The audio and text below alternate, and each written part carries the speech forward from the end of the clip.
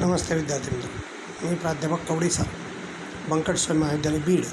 आपण पाहत आहोत paper 3 fundamentals of costing and auditing.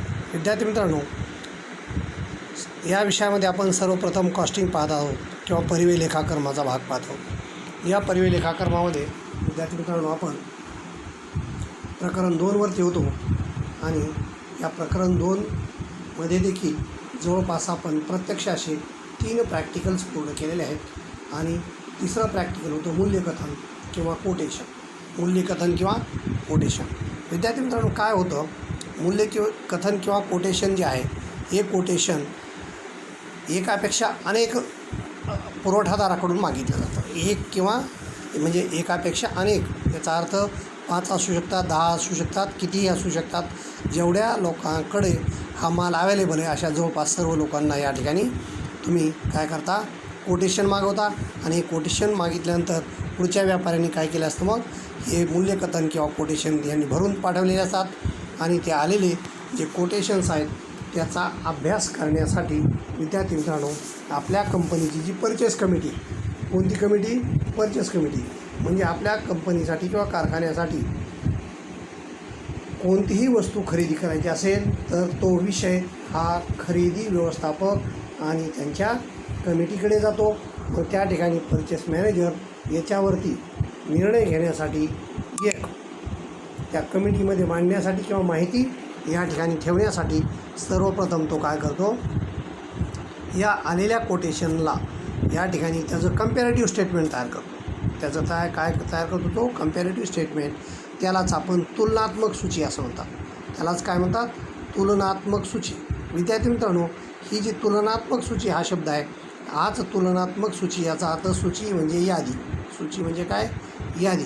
ही तुलनात्मक यादी जी आपल्याला बनवावी लागते, ती बनवण्याचं कारणच काय विद्यार्थी मित्रांनो, ही यादी बनवण्याचा हेतू असा आहे की कोणकोणत्या रेटमध्ये किंवा कोणकोणत्या दराप्रमाणे कोणती वस्तू पुरवण्याचं त्यांनी आश्वासन दिलेलं आहे. बरोबर आहे. मूल्यकथन हे काय, एक प्रकारचं आश्वासन आहे. आता मूल्यकथन हे जे प्रॅक्टिकल पाहिलं आपण, त्यात त्यांनी आश्वासन दिलं होतं. ते आश्वासन काय दिलं होतं, या ठिकाणी त्यांनी सांगितलं होतं सिलिंग फॅन 48 इंची तुम्हाला 2000 प्रमाणे पुरवू आणि एक ट्यूबलाईट ही तुम्हाला जी त्यांनी निर्देशित कंपनी असेल त्याची ट्यूबलाईट त्यांनी 300 रुपये प्रमाणे पुरवू, एवढा या ठिकाणी हमी किंवा त्यांनी आश्वासन दिलं होतं. विद्यार्थी मित्रांनो, हाही माल त्याच्यात त्यांनी स्पष्ट काय सांगितलं होतं, हे जे दर किंवा रेट आहेत, हे रेट फक्त किती दिवस चालते म्हणून सांगितलं होतं, 1 मंथ. किती, 1 मंथ किंवा 1 महिन्यापुरते या ठिकाणी गृहीत धरले जातील आणि त्यानंतर जर विलंब झाला तर या ठिकाणी मूल्यकथन स्वीकारलं जाणार नाही किंवा ते किमती ॲक्सेप्ट होणार नाहीत. त्यामध्ये बदल झालेला असेल, कारण जवळपास प्रत्येक साधारण कोणत्याही वस्तूची मार्केटमध्ये प्राईस किंवा मूल्य किती असतं, एखादा महिना स्थिर असतं, 1 महिन्यापेक्षा जास्त किमती स्थिर राहू शकत नाहीत. म्हणून या ठिकाणी अशी अडचण किंवा या ठिकाणी उल्लेख केलेला असतो. विद्यार्थी मित्रांनो, या ठिकाणी महत्त्वाचा भाग असा आहे की हे जे मूल्यकथन आहे, हे मूल्यकथन हे एकापेक्षा जास्त पुरवठादार कंपनीला पाठवतात. म्हणजे आपल्याकडं अनेक लोकांनी जर मूल्यकथन किंवा कोटेशन पाठवले, काय पाठवले, कोटेशन, तर हे कोटेशन जे आहेत ते विद्यार्थी मित्रांनो, हे कोटेशन आपण तुलनात्मकदृष्ट्या कोणाचं कोटेशन योग्य आहे किंवा कोणाला आपण ऑर्डर करायला हरकत नाही, ही बाब निश्चित करावी लागते किंवा ठरवावी लागते. मग हे ठरवणे जो काम आहे, हे ठरवण्यासाठी तो काय करतो, मग हा खरेदी व्यवस्थापक काय करतो किंवा त्याची जी कमिटी काय करते, पहिल्यांदा याचं हे जे मूल्यकथन आलेले आहेत या मूल्यकथनाची तुलनात्मक सूची किंवा कंपॅरेटिव्ह स्टेटमेंट तो बनवतो. काय बनवतो मग तो, कंपॅरेटिव्ह स्टेटमेंट म्हणजेच तुलनात्मक यादी. तुलनात्मक काय करतो तो, तुलनात्मक यादी किंवा सूची तयार करतो. आणि हेच आज आपलं महत्त्वाचं काय आहे 2.4मध्ये प्रॅक्टिकल विद्यार्थी मित्रांनो. आणि जेवढे मूल्यकथन किंवा कोटेशन आलेत या कोटेशनचं काय करायचं, तुम्हाला तुलनात्मक एक तक्ता तयार करायचा आहे आणि त्याच्यावरती हे प्रॅक्टिकल आहे. विद्यार्थी मित्रांनो, या ठिकाणी हे प्रॅक्टिकल पाहत असताना आपण आता काय करणार आहोत, हे प्रॅक्टिकल पाहत असताना तुम्हाला या ठिकाणी लक्षात येईल ते म्हणजे इथं या पेजच्या तळाशी 2.4 हे प्रॅक्टिकल दिलं आहे. त्याचं शीर्षक दिलं आहे मूल्यकथनाची तुलनात्मक सूची किंवा कंपॅरेटिव्ह स्टेटमेंट तयार करणे, अशा प्रकारचा हा भाग आहे. विद्यार्थी मित्रांनो, या ठिकाणी पुढं जाऊन त्यांनी काय सांगितलं, पुन्हा याची माहिती त्यांनी दिली. विक्रेत्याकडून मूल्यकथने प्राप्त झाल्यावर काय म्हणतात ते, विद्यार्थ्याकडून मूल्यकथने प्राप्त झाल्यावर त्यांचा तुलनात्मक अभ्यास केला जातो. बरोबर आहे. त्याचा मी आत्ताच तुम्हाला सांगितलं, त्याचा अभ्यास कसा केला जातो, तुलनात्मक, एकमेकाशी तुलना केली जाते. कोणती वस्तू कोणती कंपनी किती रुपयाला देऊ केलेली आहे. बरोबर आहे. प्राप्त झालेल्या मूल्यकथनामधून काय म्हणतात मग ते, प्राप्त झालेल्या मूल्यकथनामधून जे रिसिव्ह झाले किंवा आपल्या कंपनीला जेवढे कोटेशन भेटले त्या कोटेशनमधून योग्य विक्रेत्याची निवड करण्याकरिता तुलनात्मक सूची तयार केली जाते. म्हणजे समजा एक 2 3 माल पुरवठादार आहेत, तर यातला पहिला बरोबर आहे का, दुसरा बरोबर आहे का, तिसरा बरोबर आहे, किंवा याच्यातला कोणाचा माल आपल्याला घ्यायला परवडेल हे सगळं बघून कोणाला तरी एकाला ऑर्डर दिली जाईल किंवा आदेश दिले जाईल.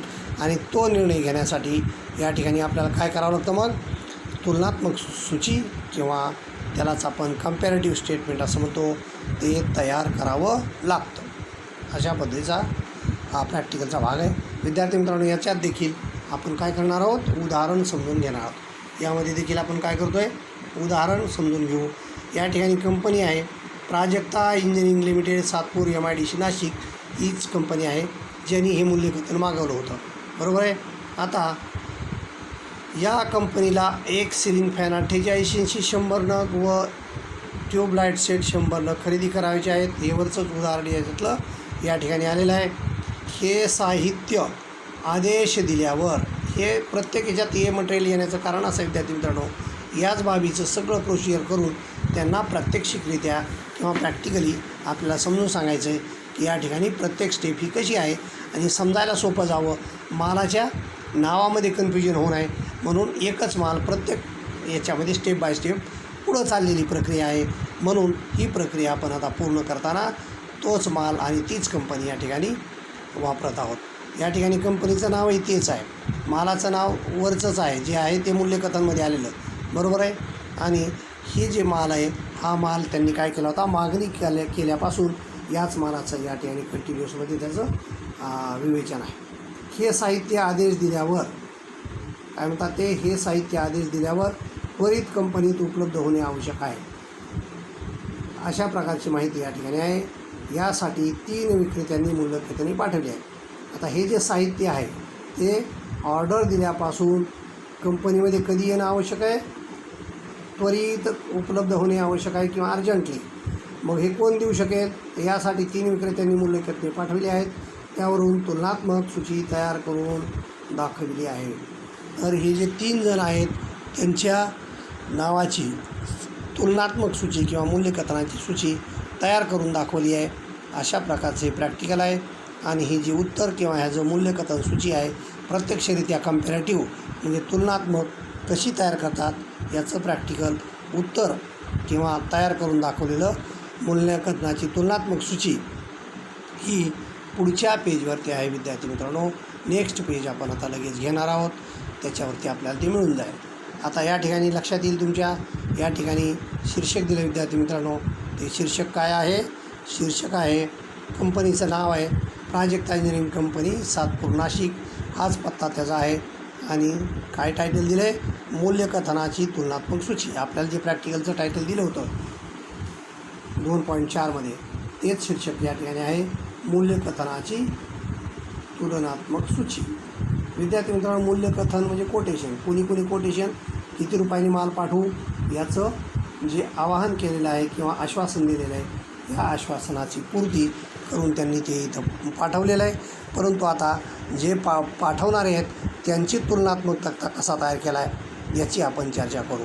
विद्यार्थी मित्रांनो, या ठिकाणी या सूचीमध्ये आता ही जी खरेदी विभाग आहे यांनी ही सूची तयार करायची आणि त्याच्यामधली ही सगळी माहिती किंवा कॉलम्स आहे. बघा, पहिला कॉलम काय आहे, ही पहिल्यांदा मागणी कोणी केली होती, मेंटेनन्स विभागाने. कोणी केली होती, मेंटेनन्स विभागाने. नंतर काम काय केलं होतं, मागणीपत्र कुणी पाठवलं होतं, भांडारपालाने. बरोबर आहे, भांडारपालाने. नंतर माल पाहिजे असल्याची तारीख काय होती, 25/9, जी पाठीमागं जुनी होती. नंतर चौकशीचा संदर्भ क्रमांक आहे, तो नंबर आणि चौकशीपत्र पण आपण तयार केलं होतं.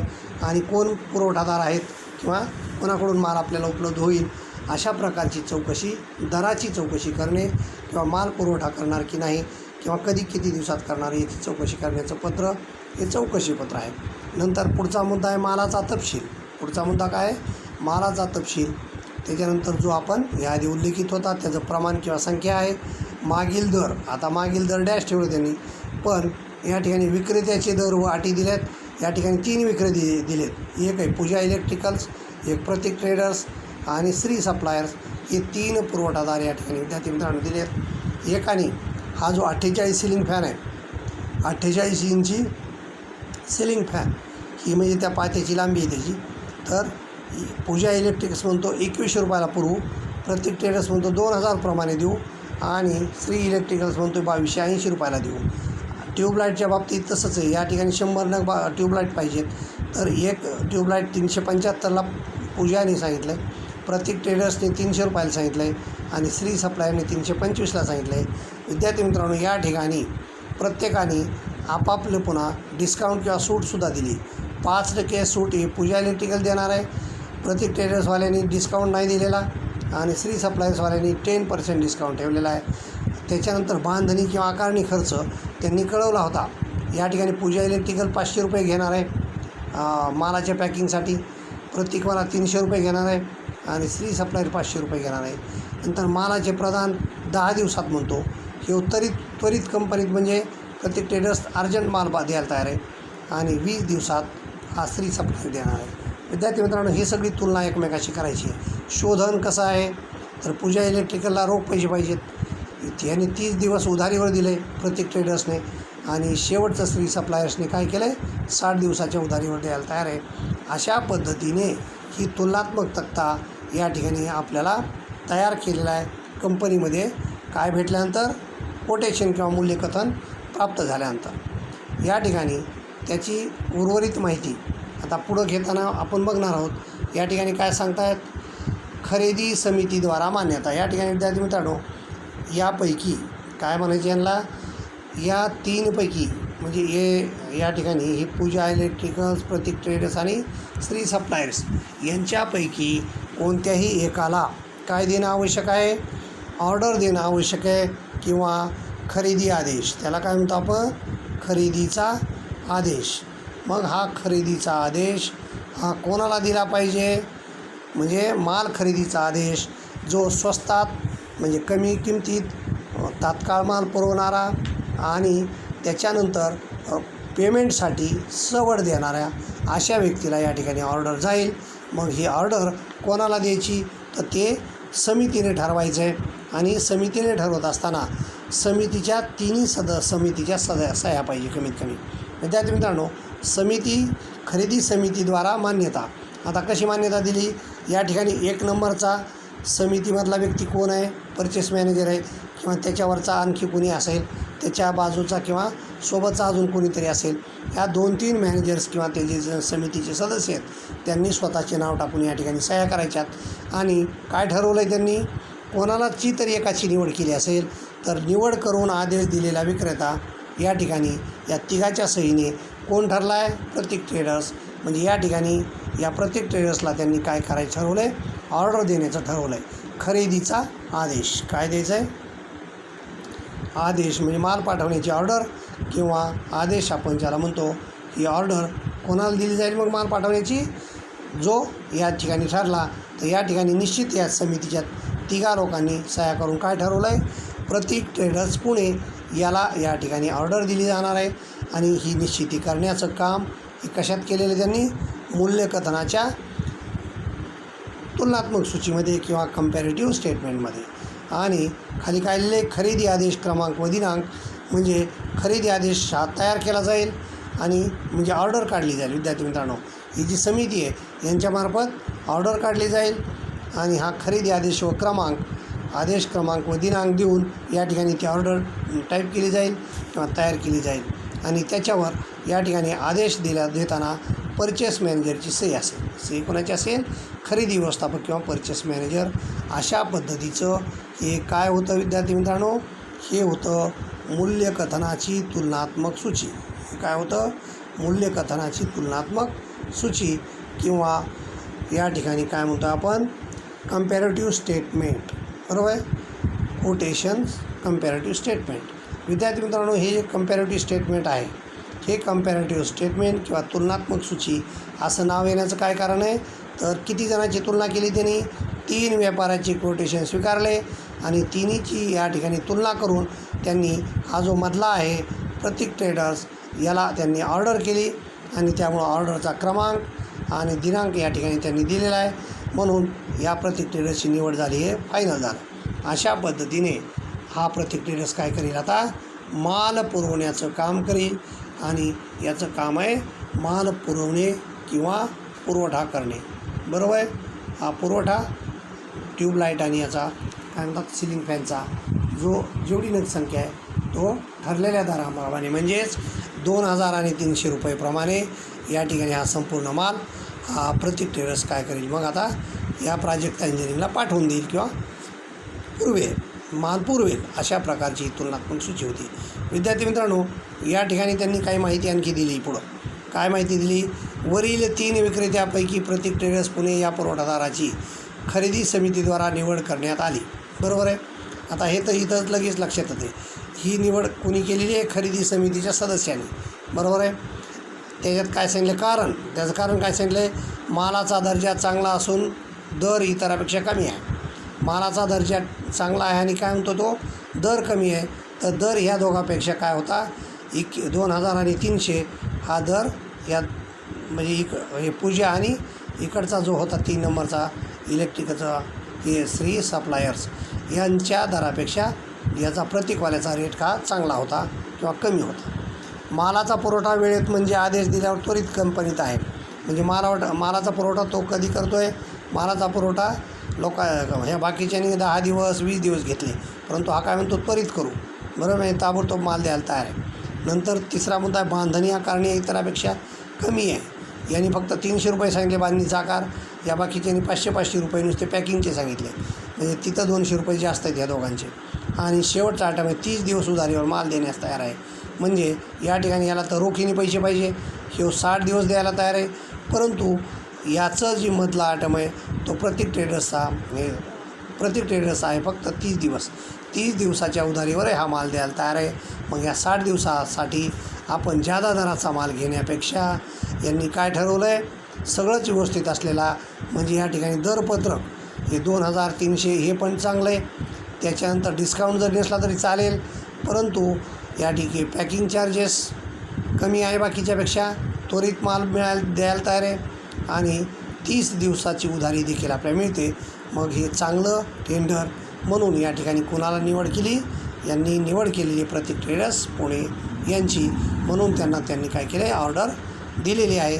इतर पुरवठादाराची प्रतीक ट्रेडर्स पुणे बरोबर तुलना, बघा कशी तुलना केली त्यांनी ते सांगितले. इथं जे आपण वरी बघितलं तेच इथं त्यांनी लिहून दिले, ते तुम्ही लिहू शकता या ठिकाणी वहीमध्ये. पूजा इलेक्ट्रिकलचं काय सांगितलं आहे, यांचे दर सूट वजा जाता देखील जास्त आहेत, शोधन रोख आहे म्हणून हे परवडत नाही. श्री सप्लायरचं तसंच आहे, जरी 10% सूट व 60 दिवस उधारीवर माल असे माल मिळत असला तरी मालाचा पुरवठा गरजेच्या वेळेच्या आत होत नाही, त्यामुळे निवड करणे योग्य नाही. अशा प्रकारचे रिमार्क यांनी मारून ही जी कमिटी आहे या समितीने, खरेदी समितीने किंवा काय म्हणतात त्याला आपण परचेस कमिटीने या ठिकाणी ह्या कारणामुळं प्रतीक ट्रेडर्सची निवड केलेली आहे. अशा प्रकारे विद्यार्थी मित्रांनो हे काय होतं, मूल्यकथनाची सूची किंवा यालाच आपण काय म्हणतो आहे मूल्यकथनाची तुलनात्मक सूची किंवा कंपॅरेटिव्ह स्टेटमेंट ज्याला आपण म्हटलो, हे कंपॅरेटिव्ह स्टेटमेंट या ठिकाणी पूर्ण होतं आहे. आणि पुढचं प्रॅक्टिकल पुढच्या पेजवरती आहे विद्यार्थी मित्रांनो. आणि हे प्रॅक्टिकल पाहण्यासाठी आपण याच्याहून आता काय तयार करत असतो विद्यार्थी मित्रांनो, मालाचा पुरवठा करावा म्हणून काय केलं झालं आहे, प्रतीक ट्रेडर्सची निवड केली. त्याच्यावरून आपल्याला या प्रतीक ट्रेडर्सला परचेस ऑर्डर किंवा या ठिकाणी काय द्यायचं आहे, खरेदीचा आदेश द्यायचा आहे. काय द्यायचा विद्यार्थी मित्रांनो, हा खरेदीचा आदेश म्हणजे आदेश क्रमांक काय लिहिले त्यांनी इथं, खरेदी आदेश क्रमांक आणि दिनांक नंबर, तर म्हणजे पत्राचा नंबर आणि दिनांक हे जे आहे याचं प्रॅक्टिकल आपल्याला आता पुढच्या भागात बघायचं आहे. म्हणजे खरेदी ऑर्डर किंवा परचेस ऑर्डर कशी केली जाते काय बघायचं आहे आपल्याला. परचेस ऑर्डर ही जी परचेस ऑर्डर आहे किंवा खरेदी आदेश आहे हा कशा पद्धतीने दिला जातो किंवा लिहिला जातो याची चर्चा आपण पुढील व्हिडिओमध्ये करणार आहोत. तोपर्यंत आपण या ठिकाणी विद्यार्थी मित्रांनो थांबत आहोत. काळजी घ्या, घरातच राहा, सुरक्षित राहा, अभ्यास करा. झालेलं प्रॅक्टिकल हे वहीमध्ये लिहून पूर्ण करा. काही अडचणी असल्यास पर्सनली व्हॉट्सअपवर तुम्ही काय करू शकता, मेसेज करू शकता. या ठिकाणी तोपर्यंत आपण पुढच्या व्हिडिओची वाट पहा, अभ्यास करा. धन्यवाद.